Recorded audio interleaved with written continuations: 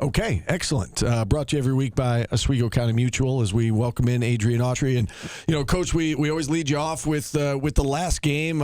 Take us through that NC State game and what went wrong in the second half from where you sit. Yeah, I thought we had too many breakdowns in our defensive coverages, not being able to get to the spots that we needed to get to, and I thought that's where that was the difference in the game. They made us pay, and like I said after my press conference, we're in this league, and when you have that many breakdowns in pivotal times, that can cost you the game, and I thought that's what happened. Some breakdowns, and they capitalized on them. You talk about the defense, and when you go back to Las Vegas, has there been a change in the defensive intensity by your team from then to now? I think we have. I think, especially the last 4 or 5 games, I think our dips are longer now. So the intensity has not been the same. And that's what we've talked about and addressed. But also, the attention to detail, especially once you get into conference, has to be at a level 5, and it's not there. It's costing us. I mean, again, some games have been, back and forth, and then the minute that we slip up, these teams have made us pay, and we can't do that. Before, we were being able to defend and overcome that and hold teams to some long scoring droughts, and that hasn't been the case consistently, especially late in the second half. In the first half, we've gotten some. In the second half, we haven't. Yeah, and just to follow up on that, Coach, I mean, to Paulie's point, you look at the numbers from the last 4 games during this losing streak. Gave up 81 points. I know that was an overtime game, but 81 points at Boston College, 76 against Virginia Tech, and then 85 to Miami, 88 to NC State. And you said you've noticed a difference. Can you put your finger on why it's happening? Why the change from a month or so ago to the way that the team's defending right now? Well, I think a lot of it has to do with the teams with the quality of the opponents that we are playing. Being in the league, with the ACC is back, so to speak. As far as that, and we've played against some really good teams, and so I think that has something to do with it. And I think we've been. Like I said, some of our communication and breakdowns, they haven't been as consistent as they need to be. And that's the stuff that, we're talking about and trying to really work on every day as far as that point of just having that high-level communication, because that's what it is, high-level talk, high-level rotations, and then finishing our possessions, with 5 guys rebounding, not just relying on our front court. I think those are the things that we're trying to address right now. You bring up rebounding. That's obviously been an issue these last 2 games against Miami and NC State. And, Paulie and I were talking about it earlier in the week that, you guys switched to zone. You were able to get some missed shots out of the zone, but then, just couldn't corral that defensive rebound to end the possession, and they got a lot of second chance points. I guess, can you speak to what's going on the glass right now? And, would you like to play more zone, but maybe hesitant to because of the struggles on the glass at the moment? Yeah, like you said, I think the zone has been good for us to get the initial stop, to get the initial miss, but securing the rebound has been an issue. And a lot of that is sometimes when you play 2 different defenses, in the zone, you kind of got to go get it. And man, we stress putting a body on people, and in the zone, you're coming down where, some of those bigger guys are on the inside position already. So that's always been a little tough. That's why it's always been hard rebounding out of the zone. So we got to make that adjustment. We haven't played a ton of it until now. So I think that adjustment will happen. And then, defensively, when you talk about man-to-man, I think it's 5 guys. We're spread out now. In this league, these 5 men are out in the perimeter, shooting and transporting. So, and Will and Donnie are our best rebounders. A lot of times those guys are away. So our wings and guards have to get more involved in rebounding. How would you evaluate Nathan George's play? He gets it tough from the fans. He gets it tough from this radio show.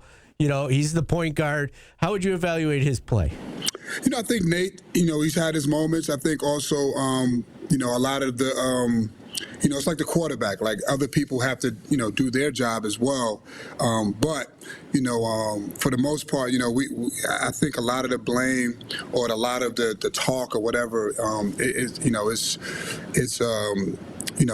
some of it is, that's what it is. But some of it is our guys, our team, us helping him and helping these situations. Whether it's doing a better job of screening and holding screen, whether it's doing a better job of catching the ball with two hands. Again, when you have a guy like him that has the vision, the ability to get people the ball, all the time. Really, really good point guards. They, like quarterbacks, they take those risks sometimes, and that's what makes them good because it typically works out more than others, more times than none.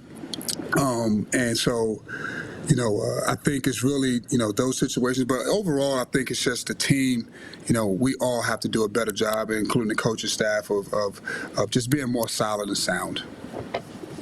Coach, you said something the other night after the NC State game that, people have been kind of speculating about what you meant when you said, everything's on the table right now. And there's been, a lot of talk about, what does that mean? What could it mean? Is it lineup changes? Is it, strategic changes? Can you get into it all? What that means? Everything on the table? And are there some changes that you're considering right now as things move along?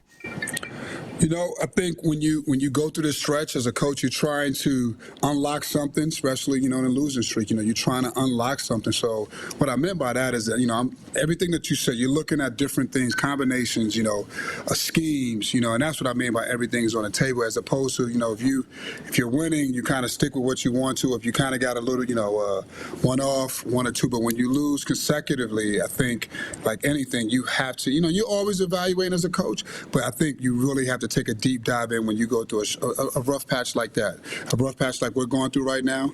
And so that's what I meant by that. I'm looking at everything and seeing where we can make a change for the betterment of the team and not a quick fix, something that can, help us to finish up these last 10 games. How's the morale in the locker room through this rough stretch, Coach? I think the morale is, as good as it can be. These guys still believe. We know we have, the ingredients in here, and these guys have, they have a lot of belief in, what we're doing, and they know, and we know we all have to do a better job of what we're doing. And I think that's what it comes down to. And again, we have a resilient group, and we're going to keep going and keep, moving forward. And as you talk about moving forward, next is Notre Dame on Saturday, a team that is without its best player, right? Marcus Burton broke his ankle back in early December, but they're playing better basketball late. They just gave Virginia everything they could handle the other night, and Virginia ended up coming back and winning in double overtime. But it's a team that seems to be getting better now that they've had 6 weeks or so without their best player. What do you make of this Notre Dame team that you're seeing? Coach Shrewsbury, his teams are always going to be tough. They're going to compete. They're going to play hard, and obviously shooting is a big part of what they do. Being able to space the floor. I mean, they so they will never stop playing. So and our last couple of games have been right down to the wire. So I expect the same. A hard-fought 40-minute game. Coach.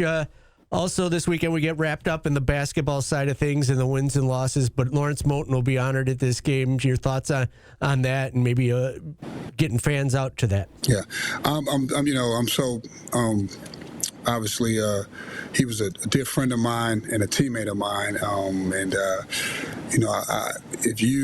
he was the epitome of like, just like he loved Syracuse and he loved this program and he loved this community, and I'm just glad that we are honoring him, and I would if anybody can get to the game, come out and support him because he's a true Orange in and out, and a friend of mine that I dearly miss. And obviously, you get a little emotional when you ask me that question. But just he was just a great teammate and a great friend. 6 o'clock tip inside the Dome between Syracuse and Notre Dame. Coach, we do appreciate the time as always. Good luck this weekend, and we'll talk to you again next week. Thanks. Appreciate you guys. All right, Adrian Autry, brought to you every week by Oswego County Mutual. And with that, we'll step aside. We've got Matt Park, voice of the Orange, set to join us here in about 15 minutes from now. Back after this on ESPN Radio.